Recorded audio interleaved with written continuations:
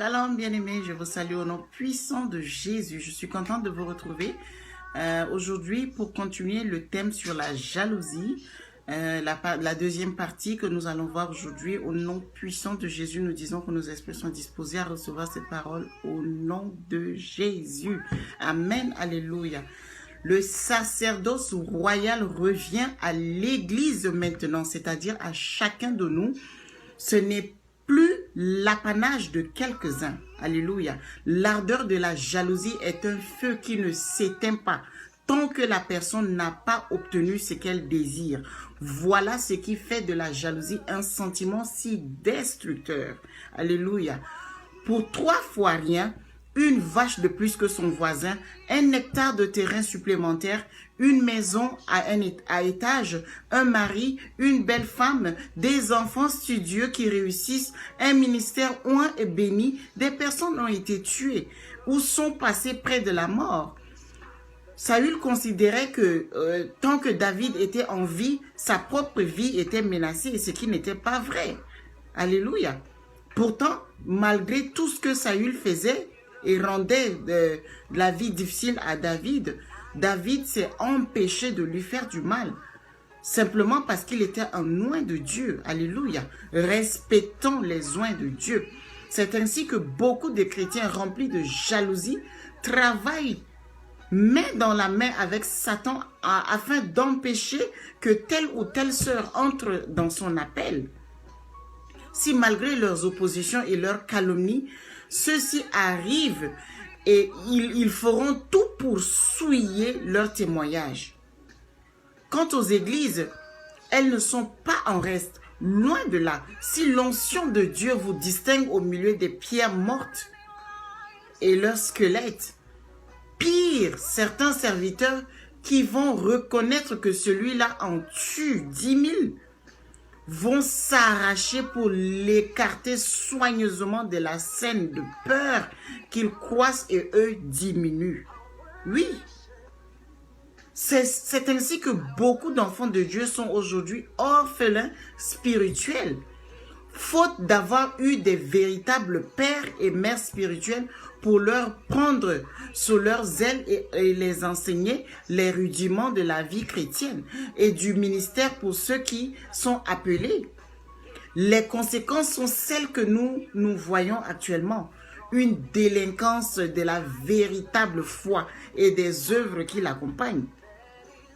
Face à une personne jalouse, récalcitrante aux multiples avertissements et à toute forme de répandance, il faut savoir prendre ses distances car les conséquences peuvent être fâcheuses.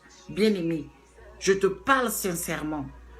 Lorsque la situation l'exige, il faut s'éloigner et mettre une séparation nette afin de se prémunir des plans de l'ennemi qui ne vient que pour dérober, égorger et détruire, comme Jean 10, le verset 10 le dit. Le Seigneur nous demande de vivre en paix les uns avec les autres, autant que cela dépend de nous. Romains 12, le verset 8. Quelquefois, hélas, cela dépend de l'autre qui ne connaîtra pas le mot paix. Tant que son moi sera en guerre, cette agitation intérieure, ce sentiment obsessionnel de souffrance à la vue du bonheur de l'autre, on peut en guérir. En reconnaissant honnêtement que son poison brûle en nous, le premier pas vers la guérison est la reconnaissance, bien-aimé.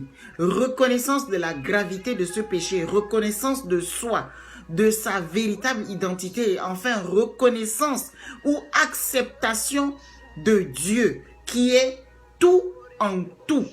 Car souvent, il ressort manifestement que les personnes jalouses n'ont pas accepté l'amour de Dieu pour elles. De ce fait, à qui en parler sans être jugé?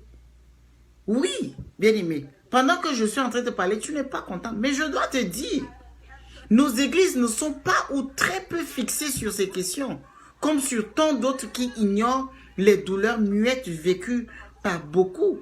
La peur d'être jugé, rejeté ou mal compris tient nombre d'entre nous loin de tout aveu. Or, Dieu nous exhorte à confesser nos péchés les uns aux autres afin d'être non seulement pardonnés, mais aussi guéris. Jacques le chapitre 5, le verset 16. L'un ne va pas sans l'autre. Lorsque l'Esprit de Dieu éclaire certaines horreurs en nous, c'est en vue de les faire devenir lumière. Ne persistons pas à les cacher car la sonde divine pénètre les cœurs et les reins. Bien-aimés, c'est un parcours ardu et difficile, je sais. Mais le Seigneur n'a jamais jugé quiconque est venu humblement se jeter contre la pierre pour être brisé. Le Seigneur n'a jamais jugé les gens qui reviennent vers lui. Au contraire, seuls les rebelles y trébuchent et sont écrasés par elles-mêmes. Faites attention, bien-aimés. Alléluia. Libérez vos cœurs de la jalousie. Soyez reconnaissants. Soyez vraiment contents du fond du cœur pour les bonnes choses qui arrivent dans la vie de vos frères, de vos sœurs. C'est comme ça que vous aussi, vous recevrez à votre tour. D'accord? Que l'Éternel vous bénisse et j'espère vraiment que ce thème aura de l'impact dans vos vies, dans un changement dans vos vies. Recevez-le au nom de Jésus. Amen.